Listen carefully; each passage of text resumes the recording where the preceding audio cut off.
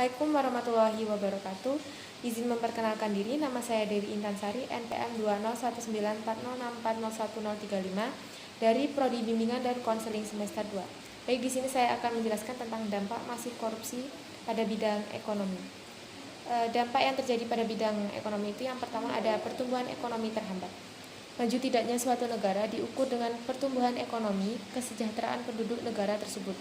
Pertumbuhan ekonomi merupakan proses perubahan kondisi perekonomian suatu negara secara berkesinambungan menuju keadaan yang lebih baik selama periode tertentu. Pertumbuhan ekonomi juga dapat diartikan sebagai suatu proses kenaikan kapasitas produksi berupa kenaikan pendapatan nasional. Dengan adanya pertumbuhan ekonomi, indikasi keberhasilan pembangunan suatu negara akan meningkat. Salah satu penghambat pertumbuhan ekonomi suatu negara adalah tingkat korupsi yang terjadi di negara tersebut. Yang kedua adalah program pembangunan melemah. Pembangunan berarti sebagai rangkaian usaha dan kegiatan yang dimaksudkan untuk mencapai keadaan lepas landas atau mungkin keadaan yang penuh dengan dorongan ke arah kematangan. Namun tingginya angka korupsi dapat melemahkan program pembangunan. Di antaranya layanan kesehatan dan pendidikan, angka putus sekolah dan kematian bayi meningkat sebagai konsekuensinya.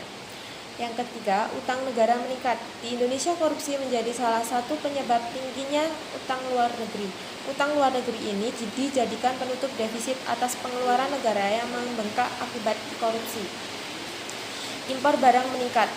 Ujung dari meningkatnya perilaku konsumtif terhadap barang impor, ujung dari meningkatnya barang-barang impor adalah yang pertama yaitu melemahnya produktivitas dalam negeri, yang kedua meningkatnya PHK dan pengangguran, yang ketiga sikap hidup konsumtif, yang keempat yakni kemiskinan semakin meningkat.